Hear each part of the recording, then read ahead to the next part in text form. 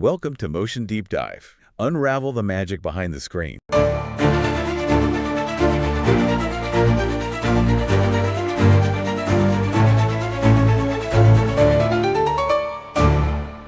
All right, so today we're diving into the world of Tomb Raider. The Legend of Lara Croft. Okay. The new animated series on Netflix. Yeah. And we're not talking gameplay or anything like that. Right. More like, Yeah. what are the critics saying? Interesting. How are the fans reacting? Yeah. Does the series really live up to the Tomb Raider name? Well, it's really interesting how the show tries to find that balance between two very different Laras. On the one hand, you have the more recent Survivor trilogy of games where she's really coming into her own, dealing with trauma. Right. And then there's the classic Lara Croft, The OG. from the earlier games, more experienced, already a legend. Yeah.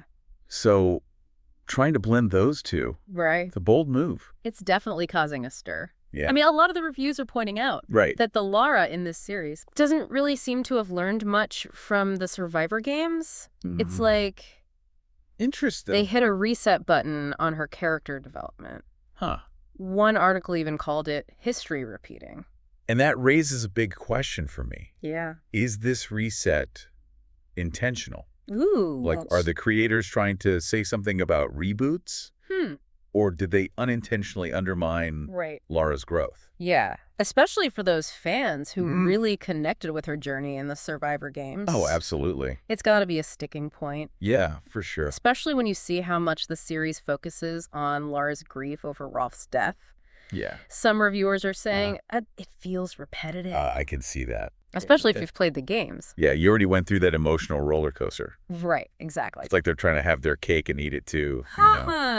Appeal to old fans with familiar elements. Right. But also tell a new story. Yeah. But can you really explore Lara's emotional depths without acknowledging all that growth from those later games? And that kind of leads us to another point of debate. Okay. Haley Atwell's performance as Lara. Right. So many sources are praising her, saying she captures Lara's wit, her strength, her vulnerability. Oh, yeah. A lot of people are even comparing her to Keely Hawes, Wow. who voiced Lara in the Legend Anniversary Underworld trilogy. Now, that is high praise. It is. It's a casting choice that's generating a lot of buzz. I can imagine. Especially since they chose to replace Camilla Luddington, Right. who voiced Lara in the Survivor games. Yeah. Her performance was so well received. Yeah. So this change definitely signals a shift in direction. Interesting. Okay, let's shift gears a bit. Okay. Let's talk about the look of the show. The animation style. Yeah, created by Powerhouse Animation. Those guys are good. They are, and you might recognize them. Yeah. From Castlevania. I loved that show. They know how to bring these worlds to life. They do. But what's interesting is the reviews are a bit divided on the animation. Oh, really? Some praise the action sequences, the environments. Yeah. But others say that the character animation, especially facial expressions, falls a bit flat. I see. Particularly during those emotional scenes. So it's like they're sacrificing... It feels that way. Some of the emotional nuance for the visuals. Right. It can be tough to find that balance in animation. Yeah. Sure. Especially with a character like Lara. Yeah. Who's so driven by her emotions. Right. Okay, well, let's move on then to Lara's companions. Right. We see some familiar faces. Yeah. Jonah. Force. Zip. Even Camilla Roth. Interesting. But some reviewers felt that these characters weren't given enough depth. Really? Almost like they're there to serve Lara's story. I see. But they don't really have their own compelling arcs or anything. It seems like a missed opportunity. Yeah, like the show is so focused on Lara's internal struggles that it kind of forgets to flesh out the world around her. And then there's the villain. Oh, yes. Charles Devereaux. Reviews are calling him generic, overly campy. Really? Just a stark contrast to the show's otherwise serious tone. Yeah, sometimes creators fall back on those familiar tropes. Yeah. Instead of giving us something truly memorable. He just doesn't feel like a credible threat. Right. To someone like Lara Croft. Yeah. I mean, she's faced down gods and monsters. Exactly. It's like they went for a safe, familiar villain archetype. A missed opportunity, maybe. Instead of pushing those boundaries, giving us someone truly memorable. Yeah. Are they playing it too safe? Maybe. Or are they trying to appeal to a broader audience? It's possible. That's hard to say. But one thing that did stand out to most reviewers was the dynamic between Lara and her companions, especially Jonah. Yeah. It brings a warmth and humor to the series that really helps to balance out all the danger and emotional intensity. That's good to hear. Yeah, it is. At least they nailed those relationships. Absolutely. And, we can't talk Tomb Raider without talking about those iconic elements that make this franchise so beloved. The T-Rex, the dual pistols, all that good stuff. And the series does a good job of throwing in some fun nods to the classic games. Oh, fun. We see the T-Rex, its head of Seth. Oh, wow. Even Lara's signature dual pistols. That's great. For longtime fans, those are little Easter eggs. Absolutely. They create that sense of nostalgia, that connection to the franchise's roots. Yeah, I love that. It's like they're winking at the audience, like, hey, we remember where Lara came from. But is nostalgia enough? Can a show rely solely on those familiar elements? Yeah. Or does it need to bring something new to the table? Good question. And that is one of the big debates swirling around this series. I could see that. Some reviewers, they love the show. They say it's visually stunning, action-packed. Yeah. Haley Atwell is amazing. Yeah. But then you have others who say it lacks originality, especially for those who've played the games. Yeah, if you've already experienced those stories. Right, and they feel like it doesn't really push the boundaries of what a Tomb Raider story can be. I see. So where do you land on all of this? Is this series a successful reinvention? Okay. Or does it fall short of its potential? Interesting. And it seems like there's this weird paradox going on with Lara. Yeah. Like celebrating how much she's evolved, but then kind of resetting all that growth. Right. Like, are they trying to... It's like they want to honor her past, but also move her forward. Yeah. But maybe tripping over their own feet in the process. And one of the biggest criticisms we keep seeing is how the show handles Lara's emotional state. Oh, really? Yeah, especially the fans who loved the Survivor games. Right, right. They feel like the series really regresses her emotional arc. Like they're saying she's stuck in this time loop. Almost like she's reliving that trauma and grief over and over again. Yeah, like she hasn't learned or grown from those experiences in Shadow of the Tomb Raider. And it really makes you question if she can actually become the legendary Tomb Raider. Right, if she's constantly being pulled back into those same emotional patterns. Exactly, and this is especially noticeable in her relationship with Roth. Her mentor from the 2013 game. Right, right. And their bond was so strong in the game. Yeah. But here, it's almost like they're trying to villainize him. So are they intentionally reframing that relationship? It's hard to say. Or are they just using him to create conflict and keep her trapped in that cycle of turmoil? It's frustrating, Yeah. To see a character you love get pulled back into those same patterns. Right. It's like saying you can never really escape your past. Which is a pretty heavy theme. Yeah, for a show that's supposed to be about adventure and excitement, right? It really makes you think about what it means to become a legend.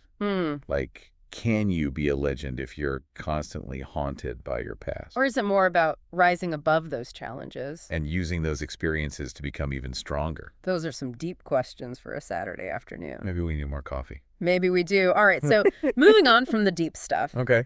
Let's talk about the animation itself. All right, so we talked about the mixed reactions before. Yeah, I mean, the backgrounds are incredible. Yeah, Powerhouse really knows how to create those epic environments. Yeah, and the action sequences. Oh, man. So dynamic and exciting. I can imagine. But then you have those quieter moments. The character interactions. Yeah, and that's where the animation seems to stumble a bit. I've heard that.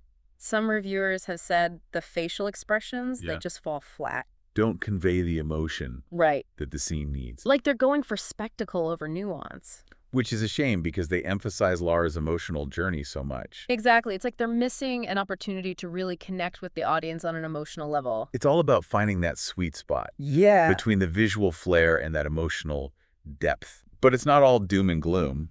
Hopefully not.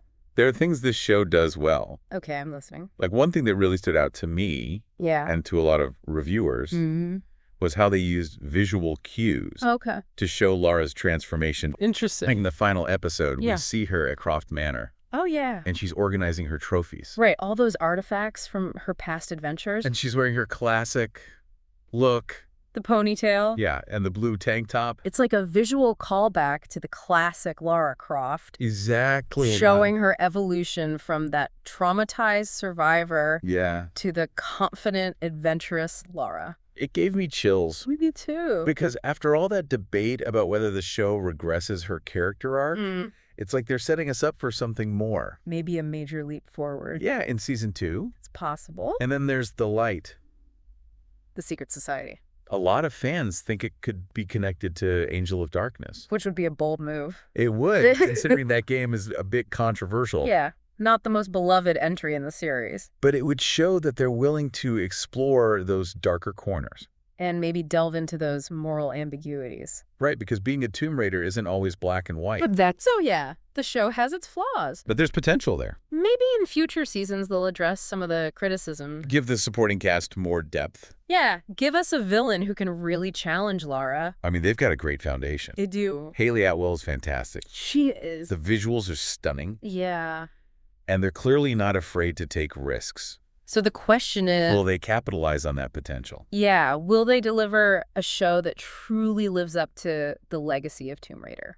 And, you know, we've talked about a lot, emotional journey, the animation, even some pretty wild theories. Those were fun. But now it's time to look ahead. Okay. What's next for Lara Croft? Well, the show definitely leaves us with some clues. It does, like that cliffhanger ending. Oh, yeah.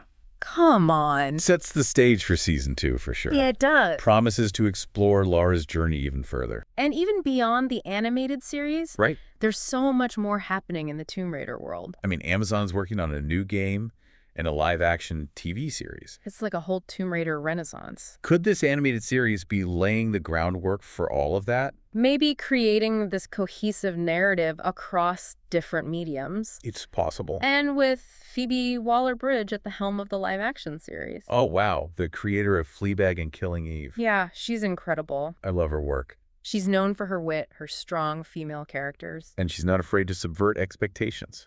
Exactly. So just imagine a live-action Tomb Raider with that Waller-Bridge touch. Oh, man. And what if Haley Atwell comes back to play Lara? That would be amazing. Yes. The stars are aligning, for sure. They are. It really speaks to the legacy of Lara Croft. It does. She's been captivating audiences for decades. Pushing boundaries. Evolving with each new story. And this animated series, even with its flaws, is another chapter in that evolution. And that's what makes this deep dive so interesting. It's not just about one show. It's about an icon. Yeah, try and understand what makes her tick and where she's going. So as we wrap things up, here's the big question for you. Okay, hit me. What kind of Lara Croft do you want to see in the future? That's a good one. The classic adventurer? Yeah. Or something more complex, someone wrestling with those tough choices? I think that's what makes Tomb Raider so compelling. It does. You know, there's always something more to uncover. Absolutely, and that's what we love about it. So keep exploring.